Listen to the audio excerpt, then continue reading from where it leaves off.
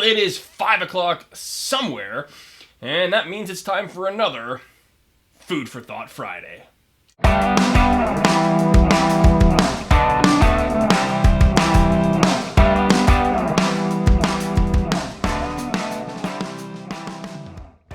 Alright, so we are talking about cancel culture. And hopefully I don't get canceled for this, but we're going to find out. And if you don't already know, I've got a passion for bridging the gap between scientific scholarly research, especially in the behavioral sciences, and real-world, real-life practical application. And this week I read through an article from 2022 titled "Scientists Must Resist Cancel Culture." I'll show you a screenshot somewhere here on the page, somewhere here on the screen. Now, this is not a scholarly or a research article per se, but it does have something interesting to say, which I think is worth considering. Now, before I get into it, I do want to very quickly explain the process of scientific knowledge development, as well as what's referred to as the scientific method, and why I think it's under potential risk, generally speaking, within the contexts of cancel culture. So, not to get overly technical, but the scientific method, what we refer to as the scientific method, it is a process of observation, developing a working hypothesis, then conducting some experiment to test that hypothesis, analyzing the results, and then coming to some conclusion. So, let me give you an example. Let's imagine a completely hypothetical, made-up scenario existing in a parallel universe or timeline in which we know nothing about gardening.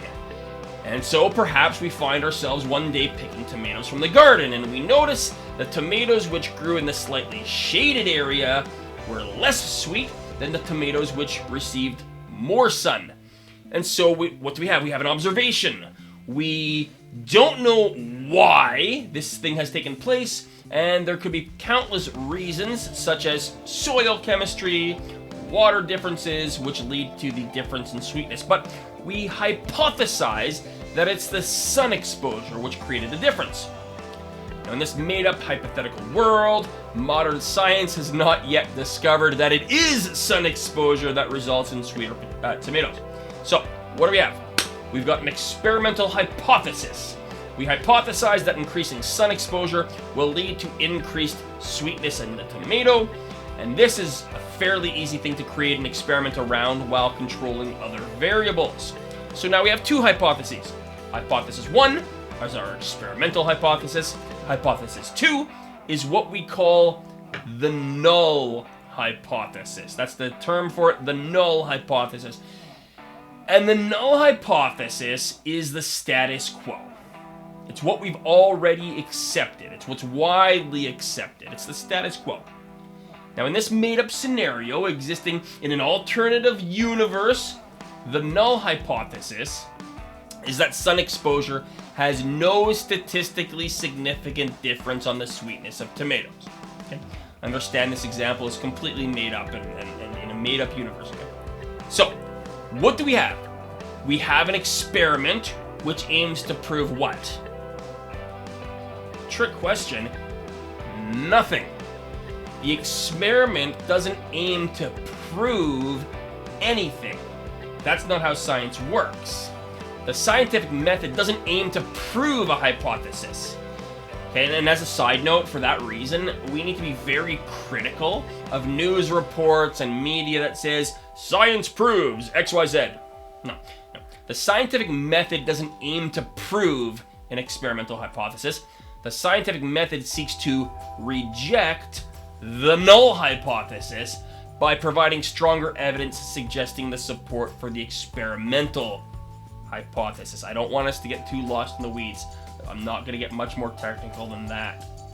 But after we have carefully run our tomato experiment, we find evidence suggesting that a statistically significant difference in sweetness from the tomatoes which received greater amounts of sunlight. So there is a difference, and it's statistically significant difference, and we find that after running our experiment. And so we would say that we reject the null hypothesis. Okay, so there we go. There's our framework of science. And what does this have anything to do with cancel culture? Well, let's read a few sections from this article from 2022. Here we go, opening quote. Censorship. The suppression or prohibition of any part of books, films, news, etc. that are considered obscene, politically unacceptable, or a threat to security has been used by illiberal regimes throughout history to suppress viewpoint diversity. Scientists who challenge the dominant ideologies have been subjected to various forms of cancellation. Ostracism, imprisonment, exile, and death. Socrates was sentenced to death for corrupting the youth of Athens. The discoveries of Galileo, Bruno, and Copernicus challenged the tenets of the Catholic Church, which was the dominant ideology of the time. The Church responded by putting Galileo under house arrest and burning Bruno at the stake. Copernicus evaded cancellation by self-censoring, and Darwin delayed the publication of his findings for decades. In Soviet Russia, the Communist Party outlawed genetics and cybernetics, declaring them bourgeoisie pseudoscience. Thousands lost their jobs, freedom, and lives for their crimes against Marxist ideology. In the 20th century, totalitarian regimes extended ideological control from suppressing scholarship because of its content to suppressing scholarship because of the political views or the identity of the scientist. In Soviet Russia, many were banned from research, or jailed, or executed because of their identity, religion, or political views by means such as quotas. I'm not going to keep reading on. Perhaps this is self-censorship because it gets dark, but I would highly encourage you. Google this paper, pull it up, and read it for yourself. It gets very provocative. So I'm going to skip a section, and I'm going to jump to the good part. Opening quote. The modern form, cancel culture. Suppression today takes the form of cancel culture. Censorship administered not by the repressive governments, but by Twitter vigilantes, an outrage mob whose goal is to sanction or punish individuals or organizations that they consider responsible for something that offends, insults, or affronts their beliefs, values, or feelings. Consider the cancellation of chemist Thomas Hadlicki, who in 2020 published an essay in, and I won't pronounce this journal correctly, so I won't, but he discussed the progress of organic synthesis and expressed his views on the hiring practice and the training of scientists and the integrity of the literature. The publication sparked a Twitter firestorm that condemned the article as offensive, inflammatory, the content as alienating, hurtful, xenophobic, the paper as abhorrent, egregious, and Hadlicki as a racist, misogynist, a slithering insect. Full disclosure, I've never read this paper, so all of these things might be true, I don't know. But it's interesting, the backlash. Carrying on. 16 editorial board members resigned in protest of the publication, and the journal removed the paper from its website, which was an unprecedented act. They issued an abject apology, they suspended 2 editors, and they began an internal investigation. Condemnation ensued in blogs, journals, and statements issued by chemical societies. The cancel it will carry on, because, boy, there's more. The cancellation of geophysicist Dorian Abbott is another example of censoring an individual's scientific contributions because of his views on non-scientific matters. Abbott has been invited to deliver a public lecture at MIT on climate and the potential for life on other planets, but a small group of activists, outraged by Abbott's advocacy for equal opportunity, fairness, and merit-based evaluation, and academic freedom, initiated a social media campaign to uninvite him.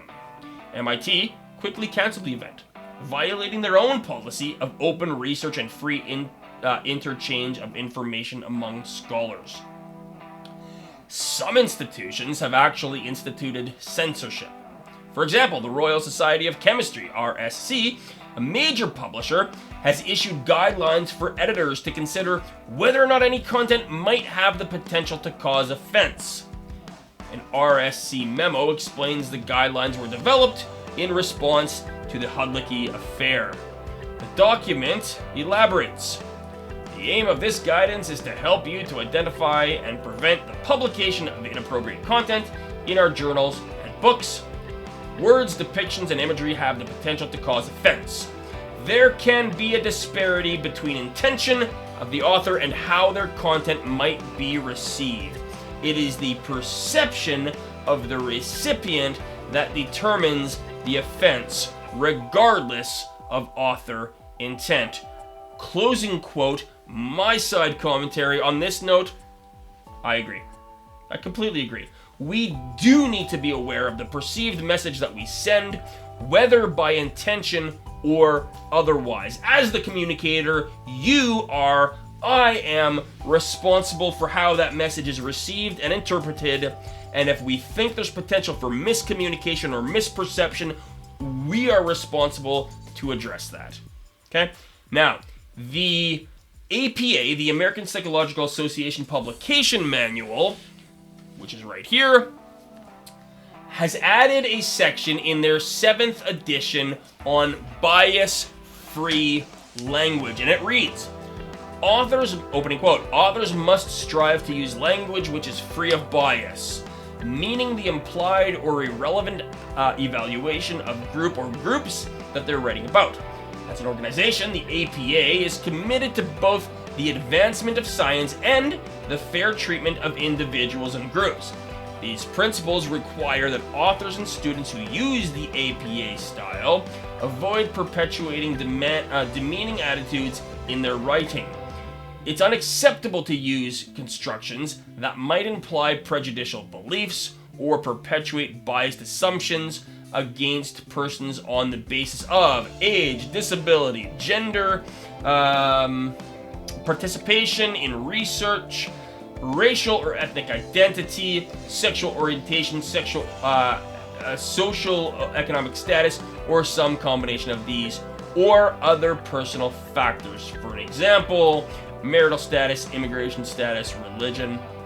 Instead, authors should use affirming and inclusive language, end quote. And to that I say, yes and amen. Absolutely. We want to be aware in our communications. Is there potential for misperception of our message? Are we biased in our communications? And let's address that up front. Absolutely. And this approach isn't altogether strange or new by any stretch.